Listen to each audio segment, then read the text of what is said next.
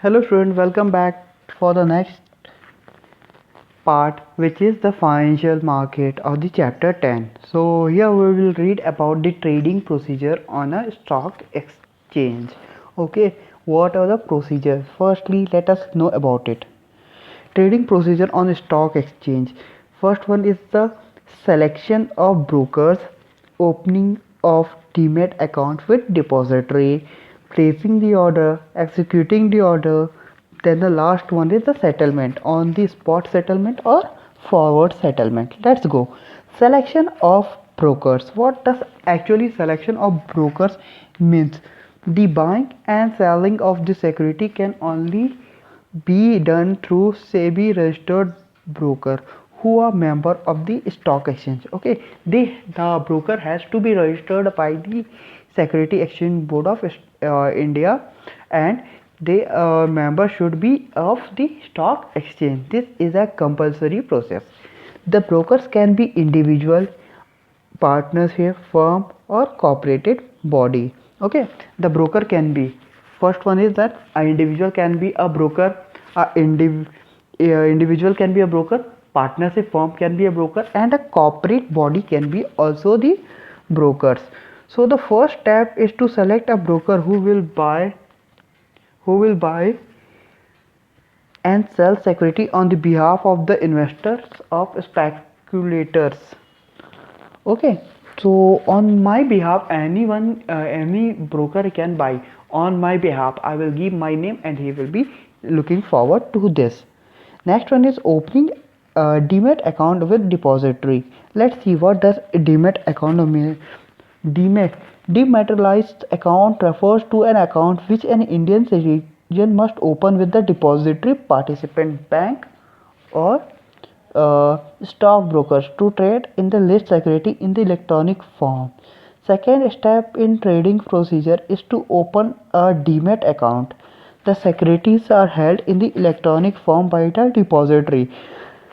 Depository is an institution or an organization which holds a security. Example shares, debenture, bonds, mutual funds, etc.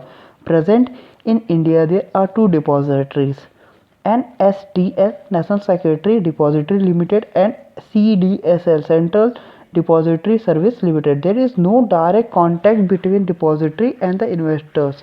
Okay, depository interact with the investors through the depository participant only. Okay, this was regarding the opening of demat account and with depository. Okay, next one is the depository participant will maintain the security account balance of the investor by intimate the investor about the status of their holding from time to time. Moving ahead, in the next part is the placing the order. After opening demat account, the investor can place the order. Okay, they can place the order through the demat account after opening a demat account. The order can be placed on the broker's either DP, that is depository. Particularly depository comes into mind, a depository service which has been given by the government or the participant personally or through the phone, email, etc. This can be done through phone, email, or any other source. Investor must place the order very clearly specifying the range of price at which the security can be bought or sold. Example, buy 100 equity shares of Reliance for not more than 500 per share. Okay, means here that one share's price should be 500. After, if it is of 501, then also the brokers are not allowed to buy. This has to be given a particular specifying range. Next one is executing the order. As per the instruction of the investors, the brokers execute the order, that is buy or sell the securities. Brokers prepare a contract note for the order executed. The contract notes contain the name and the price of the security, name of the parties, and the brokerage commission charged by him. Contract note is signed by the broker. Okay, executing the order. After opening the demat account with depository, the next is the executing the order. As per the instruction of the investors and the broker executed, that is he has buy sell the security. The brokers prepared a contract. Okay, contract note is prepared by individual for the order executed. The contract note contain the name and the price of the security, name of the party, brokerage, and this all are covered under this executing the order. Next part is settlement. This is the last part.